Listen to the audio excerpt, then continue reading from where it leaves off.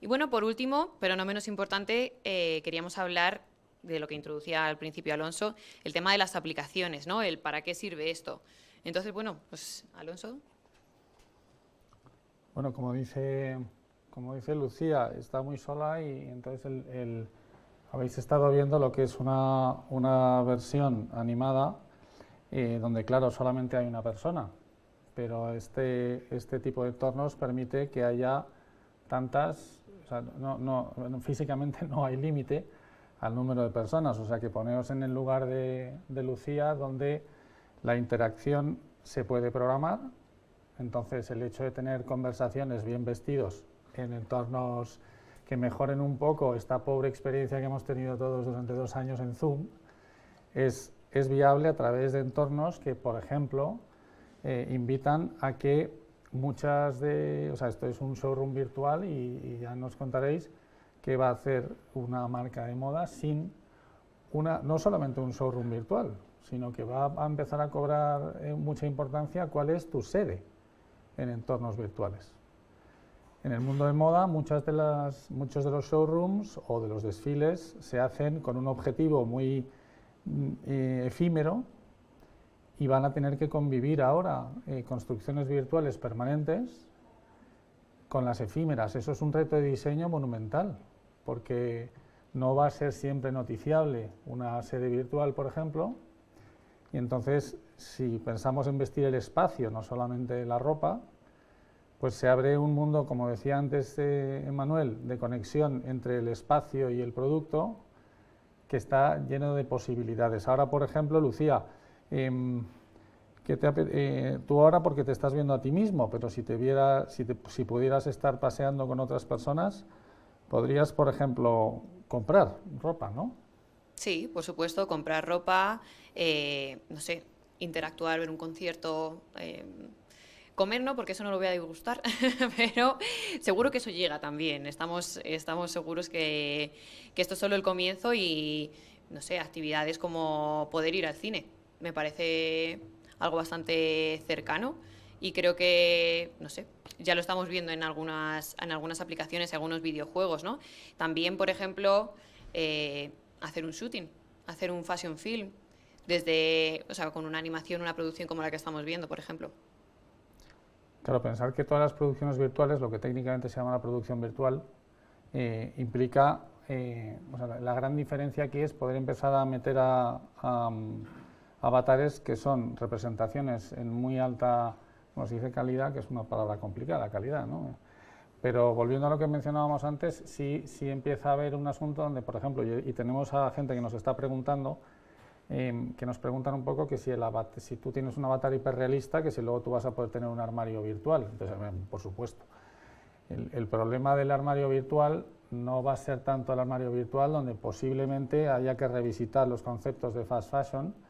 El problema es qué avatar es el que quieres tú y qué representación en los mundos virtuales vas a tener, pues por ejemplo, a los 25 años o a los 45. De hecho, tenemos un caso muy gracioso aquí que no podemos decir los nombres, pero ya nos han preguntado personas que si les podríamos vestir para después de esta vida, donde quieren seguir teniendo una representación que además ahora empieza eso, digamos, lo vamos a mencionar brevemente. Hay un asunto que empieza a cobrar importancia ahora, que es la posibilidad de que las inteligencias artificiales aprendan a ver cómo se mueve una persona y también cómo habla. Entonces hay una parte que es funcional y estética, por ejemplo, no se vocaliza igual en chino que en francés, y sin embargo en Computer Vision esto ya empieza a estar resuelto. No sé si algunos de los aquí presentes habéis visto, por ejemplo, a Barack Obama hablar como personaje digital. Creo que ninguno de los que estamos aquí seríamos capaces de reconocer si Barack Obama, hablando en chino y vestido con la corbata clásica, es el físico o es el virtual. Entonces eso plantea retos, que lo hablaremos ahora en el panel de identidad, muy importantes, pero también va a empezar a permitir que avatares que necesariamente van a estar todos vestidos porque van a trasladar una identidad, pues puedan atendernos en entornos a lo mejor no sociales. Os pongo un ejemplo. Hoy por hoy muchos de vosotros habréis interactuado con un chatbox en Internet, que es una caja de texto, que es un poco soso. Luego han empezado los emojis, pero no vais a tardar mucho en empezar a ver avatares hiperrealistas que ninguno vamos a ser capaces de saber si estamos preguntándole a una persona o a un avatar que nos contesta, porque ya a base de muchas preguntas que va aprendiendo es capaz de responder a la duda que le estamos planteando. Por poneros un ejemplo, las búsquedas diarias que se hacen en Google, el 98%, la literalidad de la frase que ponen los 7 billones de personas que habitamos el planeta, de los 7.000 millones, esa pregunta ya se ha hecho. Que quiere decir que hay muy pocas personas que empiecen a hacer preguntas originales a las grandes bases de datos. Entonces, esto es para Isabel, que no sé dónde está, estás aquí, porque siempre se suele hablar de las preguntas, pero es que, ¿sabéis lo que pasa? Que también las respuestas empiezan a parecerse mucho. Entonces, mientras es en texto, hay una especie de confianza de todos de que de alguna manera no son personas. Pero van a empezar a ver esas interfaces donde la interfaz no va a ser una caja de texto, sino un humano digital. Si estáis comprando en Gucci, por ejemplo, pues, ¿qué pensáis? ¿Que va a llevar una camiseta blanca en ese avatar? ¿Y va a llevar siempre lo mismo? ¿Va a presentar las colecciones? Os estoy poniendo solo un ejemplo. El número de aplicaciones es enorme y aquí solo estamos hablando de algunas aplicaciones que están en el mundo híbrido entre metaversos permanentes y usos que al final se parecen a la realidad aumentada o aplicaciones que potencian el mundo físico. Entonces, si te parece, Lucía, lo que sí que voy a hacer... Sí, vamos a recordarle a todos aquellos que nos están siguiendo online que ahora vamos a dar paso a las preguntas, ¿vale? Tanto para los que están aquí presencial como para vosotros. Sí, voy a haceros alguna pregunta que nos están haciendo. Entonces, si os parece, no sé si Begoña Íñigo puede entrar. Me coloco por ahí. Sí. Íñigo, tenemos una pregunta que nos dicen que si este avatar, el que has estado explicando que se puede hacer, no sé si entiendo bien la pregunta, sí, creo que sí, que si aparte de para vestirlo virtualmente, para una ocasión social, para una, digamos, para la Next Social, que si podría valer para probarte tu ropa física.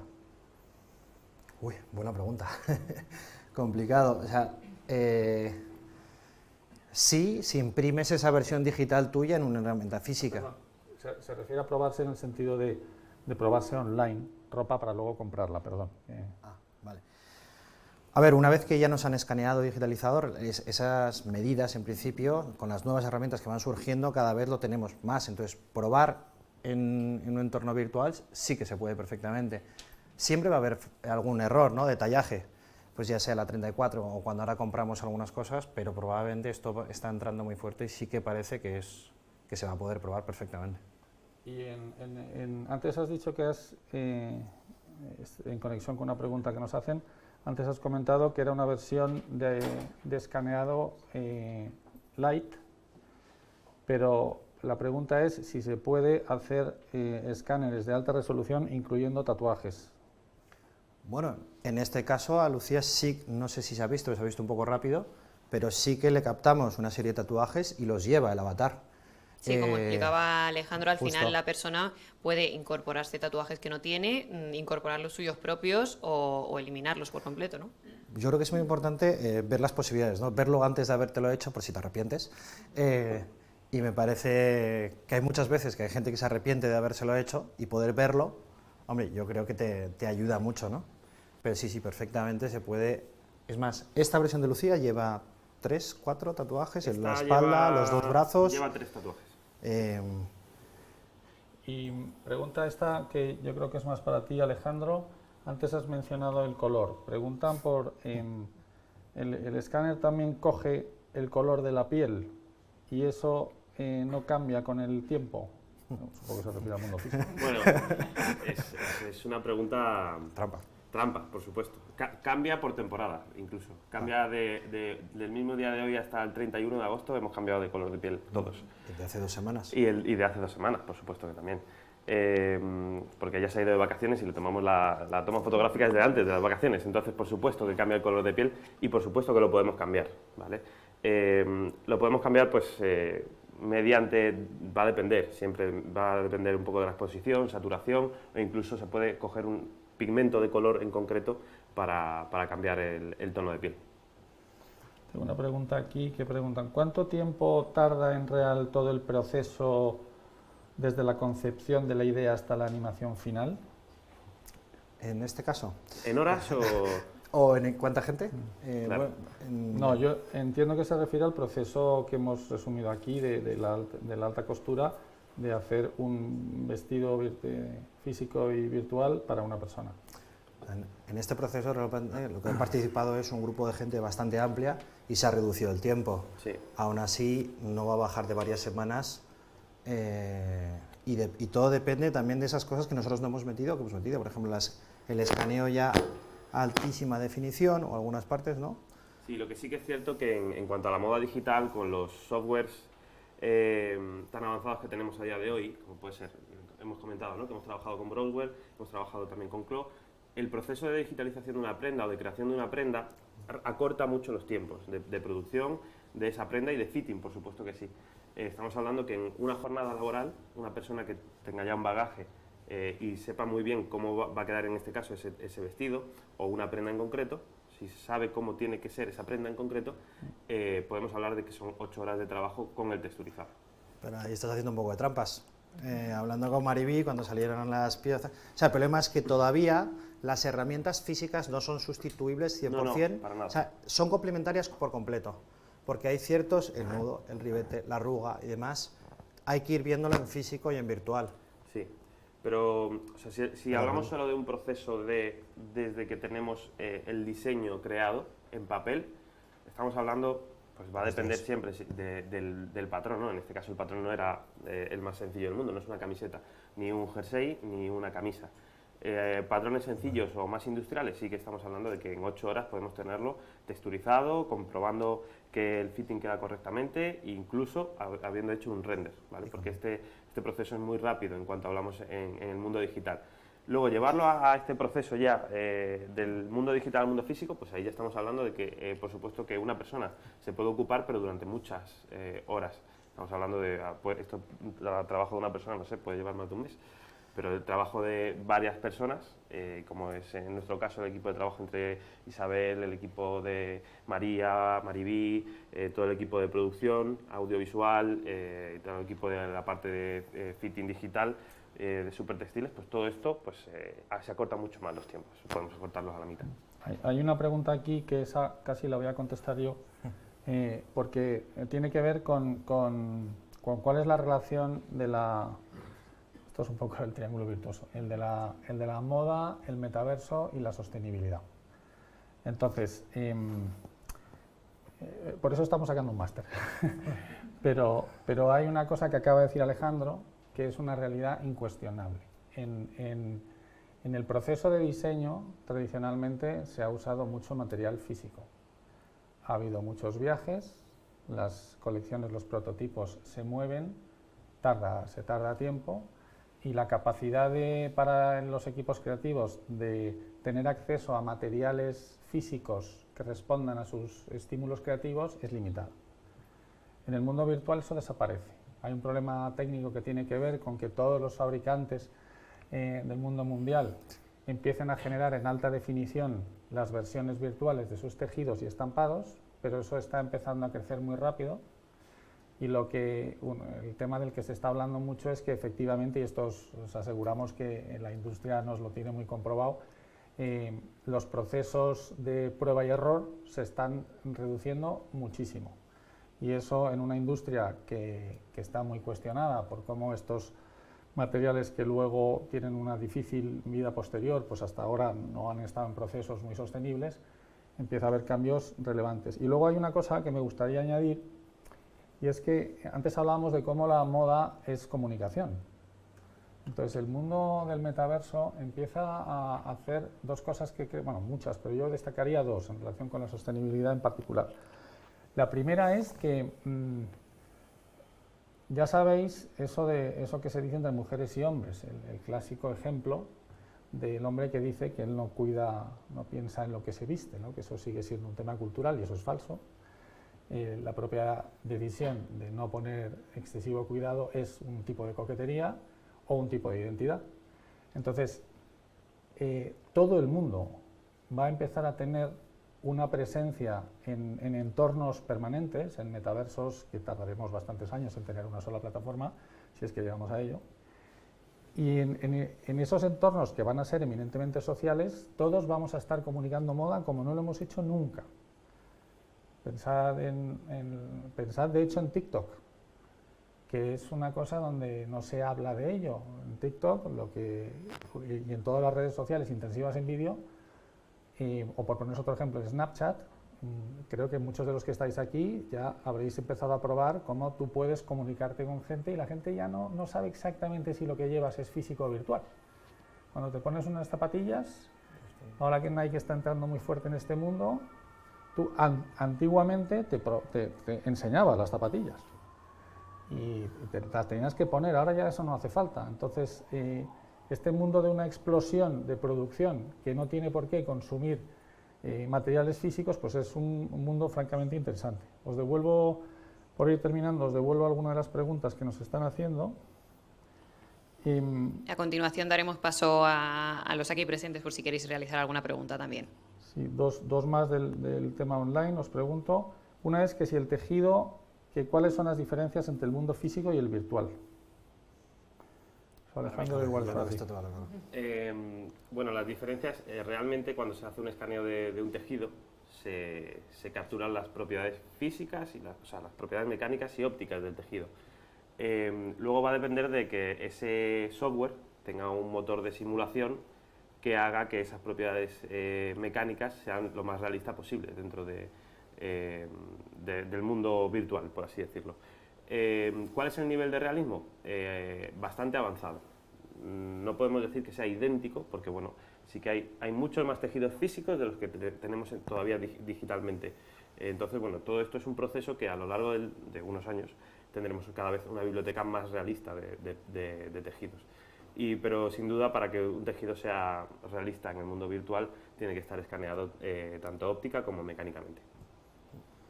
Y la última, hay muchísimas preguntas, la verdad, muy interesantes. Intentaremos luego contestaros a todos por el chat, pero había una pregunta que ya que habéis hablado antes, habéis hablado de la dedicación que exige el mundo del pelo. Y la pregunta es que en el escaneo, ¿por qué es tan difícil escanear el pelo? O sea, Íñigo, yo creo que es para ti. Voy a hacer un poco rápido. O sea, un buen ejemplo es un profesor que teníamos que nos contaba que su novia, yo creo que había estado 6 meses trabajando en hacer el pelo de una actriz. 6 meses. Entonces, dedicación, 6 meses para un pelo de una sola persona.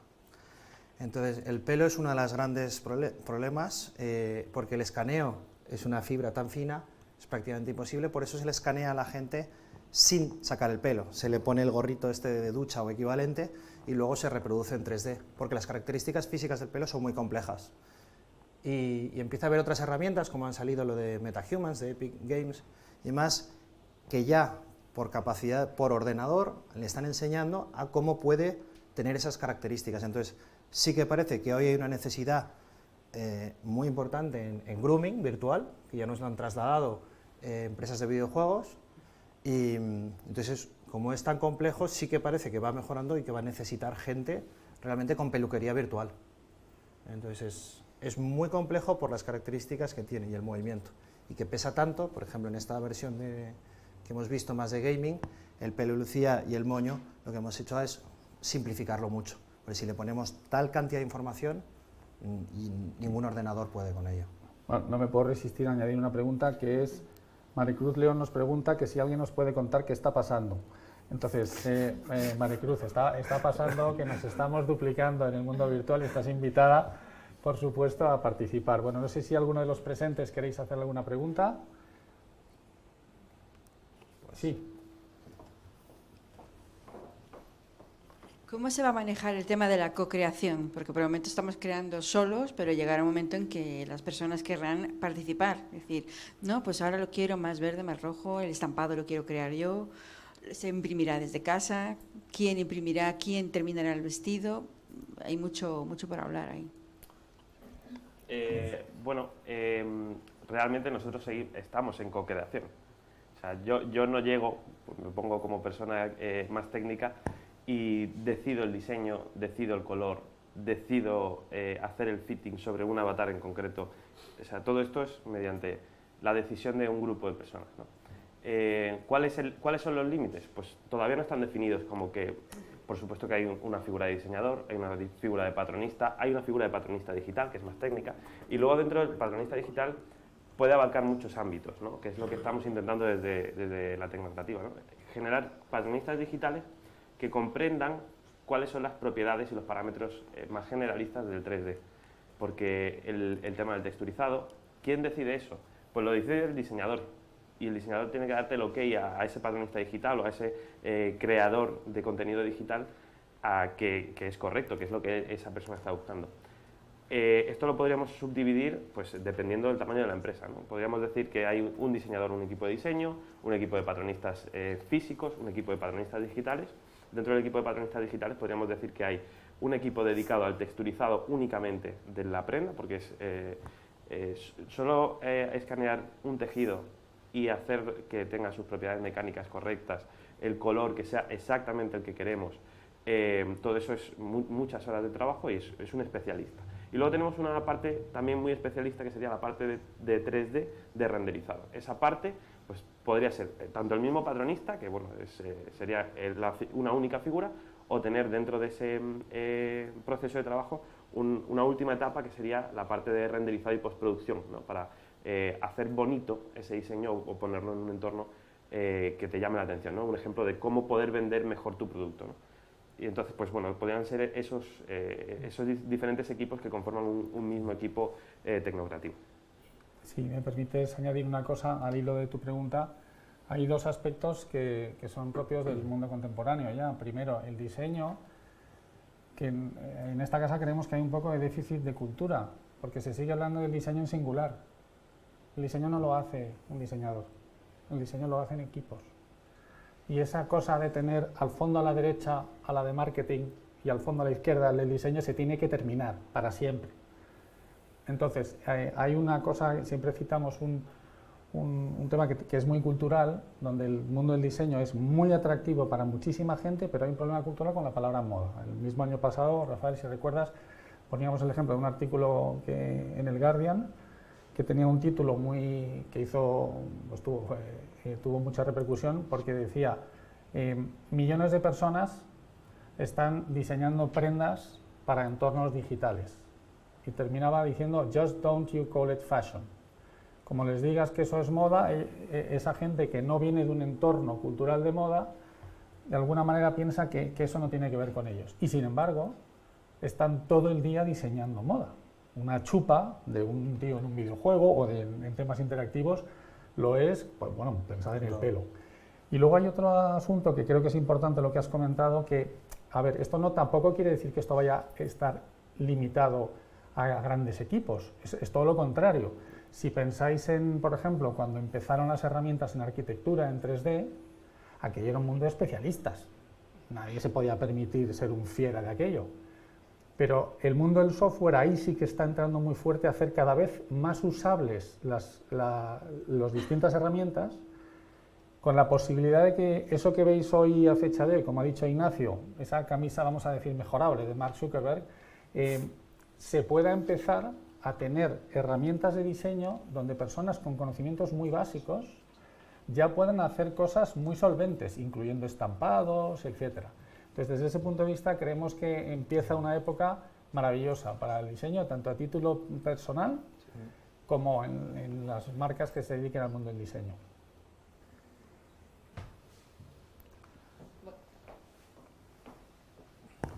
¿Para quién? Hay...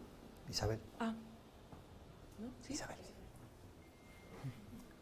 ¿Hay empresas que ya se dediquen a comercializar tejidos virtuales?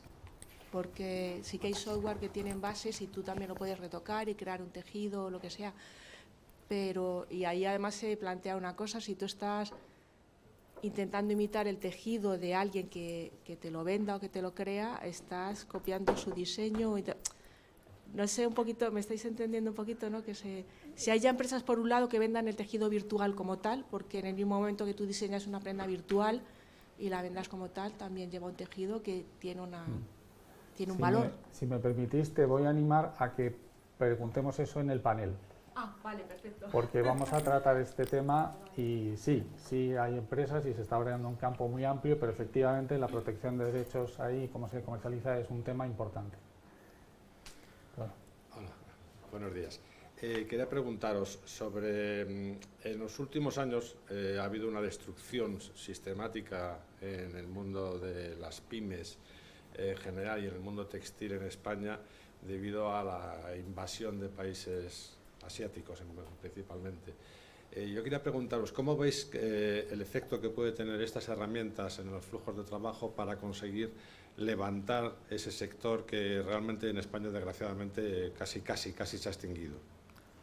¿Qué posibilidades tienen estas herramientas para poder conseguir acudir a nichos que no están ocupados por las grandes series, que no están ocupados por la producción masiva, sino que están más orientados a lo que sería la industria actual, la industria más customizada, la industria más personalizada, la industria más exclusiva, en donde nuestro país podría hacer cosas que podrían ocupar un nicho que en este momento está totalmente desbordado por la presencia asiática?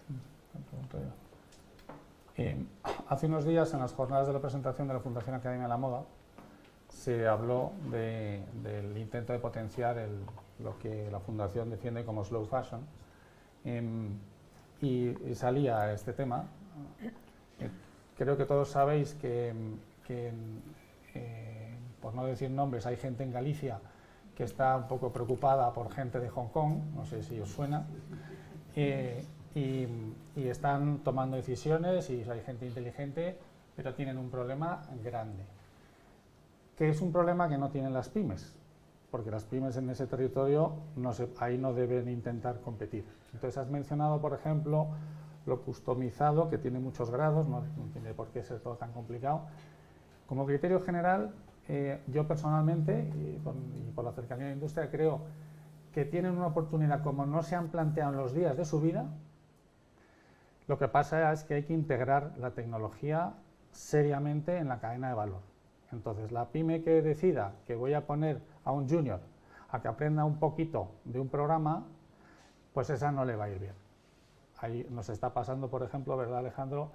El mundo de la simulación en 3D, que es de lo que va todo esto desde el punto de vista técnico, es un mundo tan complejo como quieras, pero tan complejo como el mundo físico, de hecho.